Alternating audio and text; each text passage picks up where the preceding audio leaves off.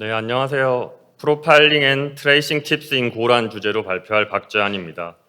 오늘 발표에서는 OLAP 데이터베이스를 개발하며 얻은 실전적인 교훈들을 주제로 이야기해 보겠습니다. 먼저 발표자 소개드리겠습니다. 저는 AB180에서 백엔드 엔지니어로 근무하고 있는 박재환이라고 하는데요. 쿼리 엔진 팀에서 루프트라는 OLAP 데이터베이스를 개발하고 있습니다. 이전에는 MMORPG 서버 등 게임을 주로 개발했었고 고는 오픈소스를 위해서 2018년부터 사용하기 시작했고 풀타임으로는 2022년, 그러니까 작년부터 사용하기 시작했습니다. 아젠다는 왜 해야 했나에서 시작해서 최적화 대상 쿼리를 선정하는 방법, 그리고 P프로프 기초에 대해서 약간 소개해드리고 개별 사례를 통한 최적화 팁을 소개해드리도록 하겠습니다. 먼저 왜 해야 했냐입니다. 이 왜 해야 했냐를 설명하기 위해서는 루프트에 대해서 이야기를 드려야 될 것 같은데요. 루프트는 에어브릿지에서 자체 개발한 OLAP 데이터베이스입니다. 이 데이터베이스는 유저 행동 분석에 최적화되어 있는데 에어브릿지에 특화된 워크로드에 대응하기 위해 자체 개발되었습니다. 에어브릿지는 참고로 하루 20억 건 이상의 이벤트를 처리하고 있습니다. 또 쿼리, 프로세싱, 스토리지를 포함한 모든 계층이 고로 작성되어 있고 조금 더 자세한 내용을 알고 싶으시면 아래 링크를 참고하시면 되겠습니다. 이어서 루프트로 제공되는 데이터에 대해서 설명드리겠습니다.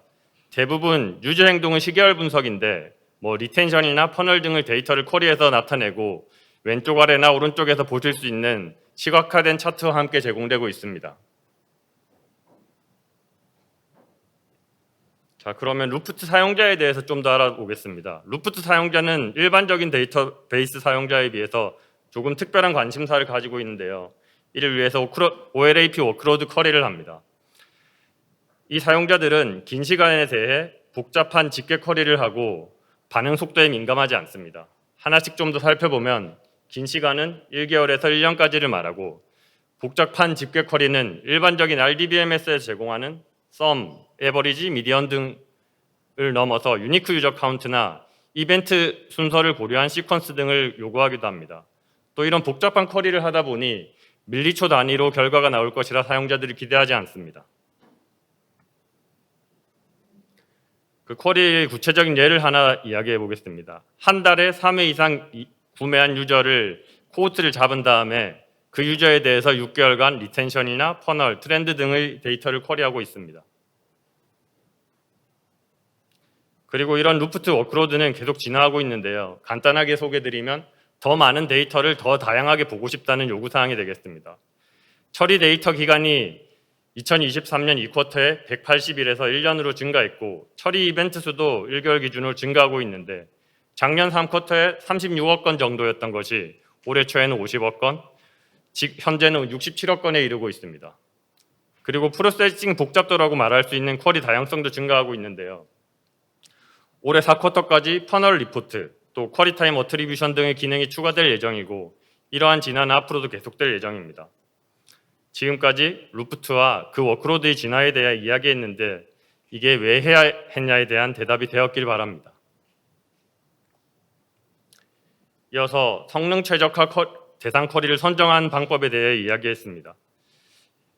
최적화에서 대상을 선정하는 것은 매우 중요한 일입니다. 왜냐하면 잘못된 대상을 선정했을 때 잘못된 최적화를 하기 때문입니다. 예를 들어서 전체 성능에 영향을 주지 않는 부분에 대해 마이크로 벤치마킹을 하고 그 기반으로 최적화를 한다면 엔지니어링 리소스를 많이 투입해 퍼포먼스를 개선해도 사용자 경험은 전혀 개선되지 않을 수 있습니다. 그럼 어디에서 시작해야 되는 문제를 함께 이야기해 보겠습니다. 저희는 우선 1분 이상 걸리는 매우 느린 쿼리와 1초 이하의 매우 빠른 쿼리를 제외했는데요. 그 이유는 다음과 같습니다. 먼저 매우 느린 쿼리는 사용자도 납득할 만큼 터무니없이 복잡해서 이해받을 수 있다고 생각했고 또 매우 빠른 쿼리는 사용자들이 반응 속도에 민감하지 않았다고 생각했기 때문입니다. 그런데 적당히 빠른 쿼리를 어떻게 정해야 하냐에 따라서 결과가 달라질 것 같은데 거기에 대해서 조금 더 알아보겠습니다. 적당히 빠른 쿼리에 대한 우리 답은 정답이라기보다는 모범 답안이라고 할 수 있을 것 같습니다. 저희는 P90에서 P95 사이의 쿼리를 적당히 빠른 쿼리라고 정의했고 이를 통해서 체감할 수 있는 사용자 경험을 개선하고 실행 가능한 액션 아이템 도출을 용이하게 할 수 있었습니다. 예를 들자면 3개월 데이터에서 펀을 조회하는 9초 걸리는 쿼리라던가 1개월 데이터에서 리텐션을 조회하는 13초 걸리는 쿼리 등이 있을 수 있습니다. 또 다른 최적화 대상 쿼리가 있었는데요. 이것은 저희 팀의 개발 환경 개선과 관련된 문제였습니다. 이 쿼리들은 실패하면 사람이 직접 대응해야 했는데 저희 워크로드 중에 일부가 사용량이 적은 시간에 배치 처리되고 있었습니다. 이게 일정 횟수 이상 실패하면 시스템이 자동으로 재치화하지 못해서 온콜 대상자가 수동으로 복구해야 하는 문제가 있었습니다. 자, 여기까지 알아보고 피프루프에 대해서 조금 이야기해 보겠습니다. 오늘 오전 세션에서도 많은 분이 이야기를 해주셨는데요. 먼저 프로파일링과 피프루프에 대해서 이야기해 보겠습니다.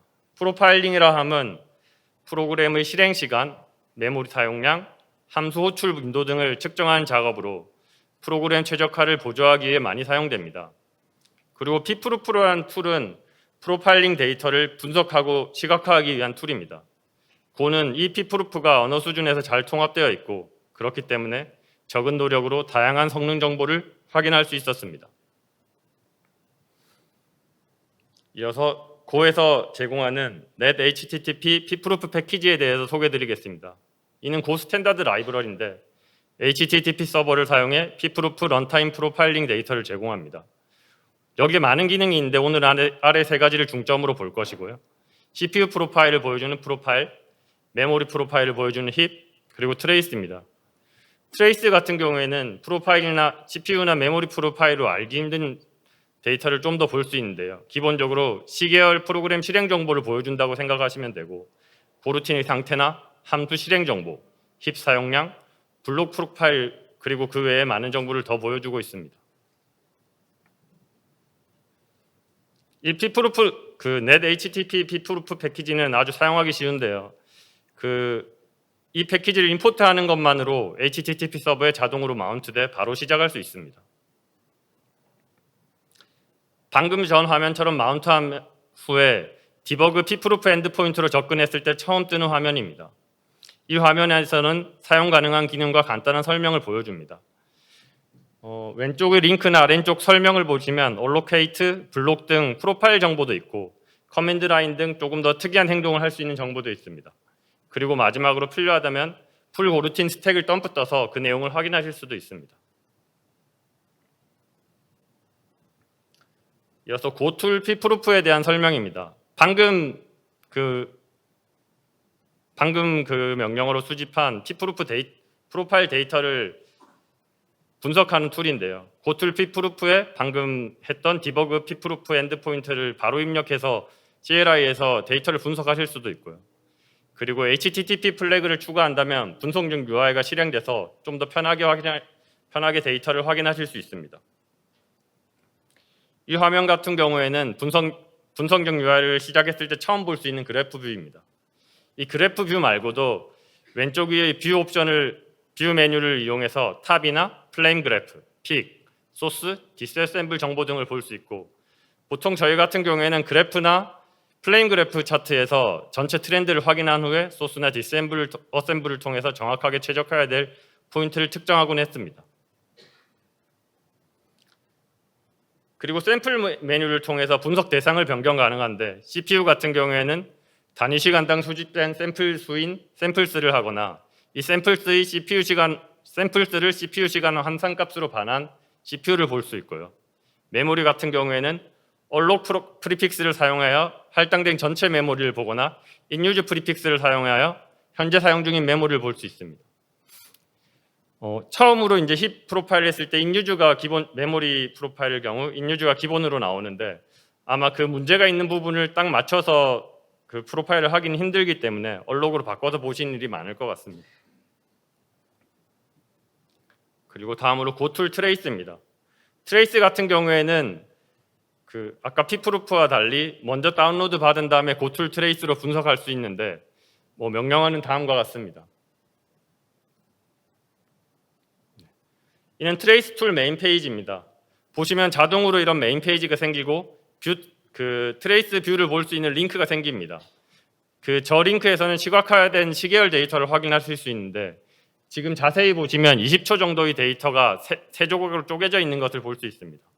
여기에 대해서는 약간 불편한 부분이 있는데 나중에 조금 더 이야기 드리겠습니다. 그리고 밑으로 스크롤 내려보시면 추가적인 데이터를 볼 수 있는데 고루틴을 분석하거나 네트워크나 싱크로나이제이션, 시스콜 블로킹 또는 스케줄러 레이턴시를 프로파일을 추가로 해볼 수 있습니다. 마지막으로 개별 사례를 통한 최적화 팁을 소개드리겠습니다. 오늘 들 사례는 4개인데 저희 워크로드에서 EXIST 필터를 개선했던 이야기, 그리고 메모리 사용량을 개선했던 이야기, gRPC 스트림 자체를 줄였던 이야기, 글로벌 락을 제거했던 이야기를 하겠습니다. 먼저 EXIST 필터 개선입니다. 개선점 식별에 대해서 먼저 이야기 드리면 아까 잠깐 말씀드린 것처럼 그래프 뷰를 통해서 트렌드를 확인하는데 저희는 플레임 그래프를 많이 쓰고 있습니다. 그리고 소스 뷰에서 개선 대상을 특정할 수 있습니다. 이게 해당 쿼리의 CPU 프로파일을 플레임 그래프입니다. 지금 데이터를 보시면 고 런타임을 conv-t 스트링 함수가 전체 CPU 시간의 13.3%를 점유하고 있는 것을 보실 수 있고, 호출 스택을 따라 올라가다 보면 EXIST 필터의 evaluate 함수가 나오는 것을 볼 수 있습니다. 실제로는 이거보다 더 많은 함수들과 호출 스택을 확인했지만 지금은 결과로 나온 것만 호출 스택에 기록해 두었습니다. 다음으로 볼 것은 CPU 프로파일을 소스 뷰인데 지금 네모 박스로 표시되어 있는 게 방금 말씀드렸던 EXIST 필터에서에 의해 호출되는 함수입니다. 이 함수 같은 경우에는 밸류를 받는 함수인데 내부적으로 getString value라는 함수를 호출합니다. 그런데 이 getString value는 스트링을 반환하고 getValue 함수는 인터페이스를 반환하게 됩니다. 그래서 암시적으로 string to interface 변환이 발생합니다. 그런데 이 string to interface 변환을 위해서 고 런타임을 conv-t 스트링 함수가 사용되는데 이 conv-t 스트링 함수는 불필요하게 메모리를 할당하게 되고 이 과정에서 많은 CPU 시간이 사용됩니다. 실제로 이 함수가 전체의 13.33%를 점유하고 있는 것을 볼 수 있고, 그리고 메모리 할당하는 부분이 14초 이상 걸리는 것을 확인할 수 있습니다. 저희는 이 EXIST 필터를 개선하기 위해 쿼리 계획 시점에 필터를 최적화했습니다. 가능한 경우에 EXIST 필터를 not equal to 필터로 바꿨는데 저희의 not equal to 필터는 타입별로 최적화가 되어 있어서 결과로 string to interface 변환이 발생하지 않게 되었습니다. 자, 이번엔 작업을 한 후의 CPU 프로파일 플레임 그래프의 before와 after입니다. 지금 전체 호출에서 차지하는 부분이 44.9%에서 28.5%로 줄은 것을 볼 수 있고, 이 결과로 쿼리 응답 속도가 22% 개선되었습니다. 그리고 그 결과로 13.5초 걸리던 쿼리가 10.5초 만에 완료되게 되었습니다. 이어서 메모리 사용량 개선입니다. 이것도 비슷한 식으로 분석이 되었는데 아까는 CPU만 프로파일했던 거에 비해서 CPU와 메모리 프로파일 플레임 그래프를 확인해서 트렌드를 확인할 수 있었고, 메모리 프로파일의 소스 뷰에서 개선 대상을 특정할 수 있었습니다.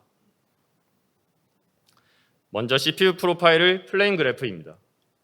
CPU 프로파일에서 일부 함수가 납득하기 어려운 지분을 점유하는 것을 볼 수 있었는데 왼쪽 위에서부터 천천히 몇 개만 읽어보면 get UUID and scan result나 싱크 풀에서 get 하는 부분, 런타임에서 슬라이스를 확장하는 부분 등이었고, 지겔이라는 패키지 스캔 커서의 넥스트에서 호출되고 있는 것을 볼 수 있습니다.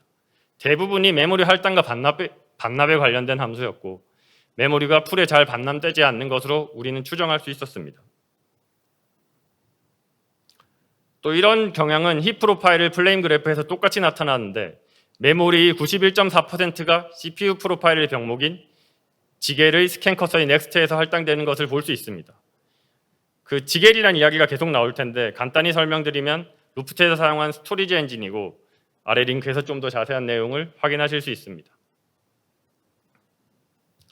이어서 힙 프로파일 소스 뷰입니다. 이것도 마찬가지로 스캔 커서의 넥스트 함수에서 계속 할당되는 것을 확인할 수 있는데 특정 부분에서 대부분 할당되었고 풀에서 오브젝트를 획득하는 부분에서 14.4기가가, 슬라이스를 확장하는 부분에서 64.1기가가 할당되는 것을 볼 수 있습니다.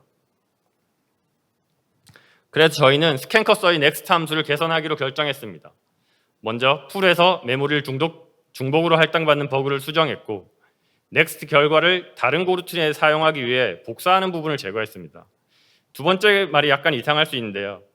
저희는 기본적으로 커서 구현체 내부에서 재사용하던 버퍼를 제거하고 메모리 반환을 사용자가 직접 책임지는 방향으로 디자인을 개선했습니다. 일반적인 커서 구현체에는 버퍼가 있는 게 더 유리할 수 있는데 루프트 경우에서는 다른 고루틴이나 물리 장비로 데이터를 보내는 경우가 대부분이기 때문에 이 변경이 유의미하게 동작했습니다. 간략화된 코드를 잠깐 보겠습니다. 세 번째 줄을 보시면 이제 내부에서 버퍼를 사용하지 않게 되어서 임시 데이터 대신 그냥 데이터를 반환하게 되었고 그 결과로 다섯 번째, 여섯 번째 줄에서 메모리의 중복 할당을 제거하고 불필요한 메모리 복사를 제거할 수 있었습니다. 자, 이게 결과인데요. 그 위에서 보이던 메모리 할당 관련 부분이 모두 사라졌고 결과로 쿼리 응답 속도를 51% 개선할 수 있었습니다. 그 대상이 되었던 쿼리는 8.5초 걸리던 게 4.2초 만에 완료되게 되었습니다. 다음으로 gRPC 스트림을 줄였던 작업입니다. 이 건 같은 경우에는 CPU나 메모리 프로파일을 시도했으나 개선 대상을 특정하기 어려웠습니다. 특별히 오래 걸리는 함수도 없었고 과도하게 할당되는 메모리도 없었습니다. 이런 건 같은 경우에는 일반적인 프로파일 방법으로 대응하기는 좀 어려웠는데 저희는 트레이스 분석을 통해서 확인할 수 있었습니다. 먼저 트레이스 뷰를 통해서 트렌드를 확인할 수 있었고 트레이스에서 추가적으로 제공해주는 싱크로나이제이션 블로킹 프로파일을 플레임 그래프에서 개선 대상을 특정할 수 있었습니다. 중간에 잠시 감사한 시간 가지겠습니다. 아까 고틀 트레이스에서 20초 정도의 기간도 한 번에 분석하지 못하고 세 가지 뷰로 쪼개지는 것을 보았는데요. 이 고트레이스 UI라는 오픈소스는 그 고트레이스의 프론트엔드를 구현해 놓은 오픈소스입니다. 근데 이걸 써보면은 고툴 트레이스에 비해서 압도적으로 빠르고 한 번에 분석할 수 있는 기간이 훨씬 깁니다. 만약에 트레이스를 할 일이 있으면 이 오픈소스를 써보길 추천드립니다. 이 화면이 고트레이스 UI 메인 화면입니다.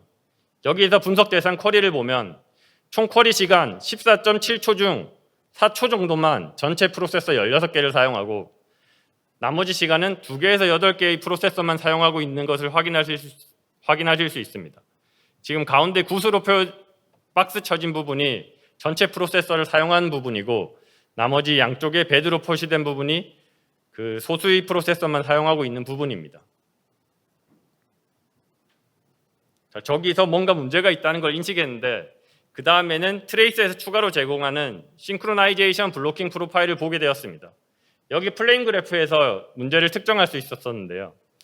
지금 호출되고 있는 호출 지분이 많은 함수들을 보시면 모두 다 gRPC 스트림 관련 함수이고 거기에서 과도한 블로킹이 발생한다는 것을 확인할 수 있습니다.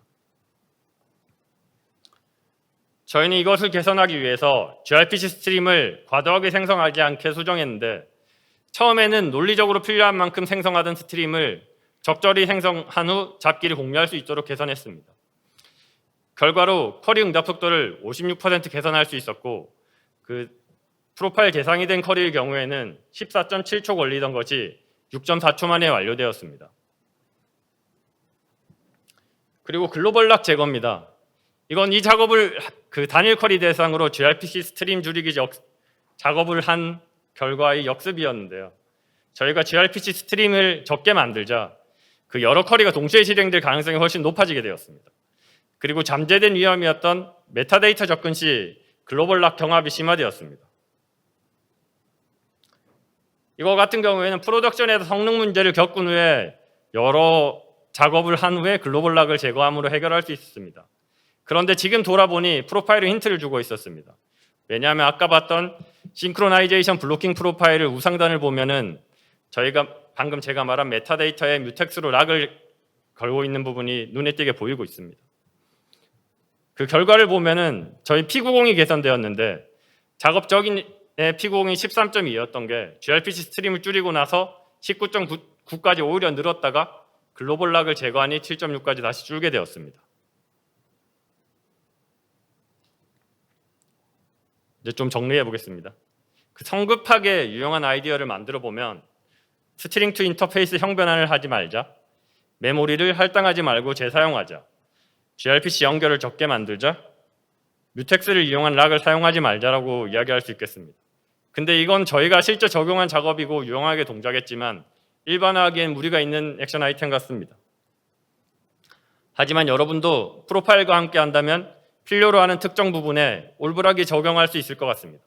저희 같은 경우 이그지스트 필터 개선을 통해 22%, 메모리 사용량 개선을 통해 51%, gRPC 스트림 줄이기를 통해 56%, 글로벌 락 제거를 통해 62%의 성능 개선을 얻을 수 있었습니다.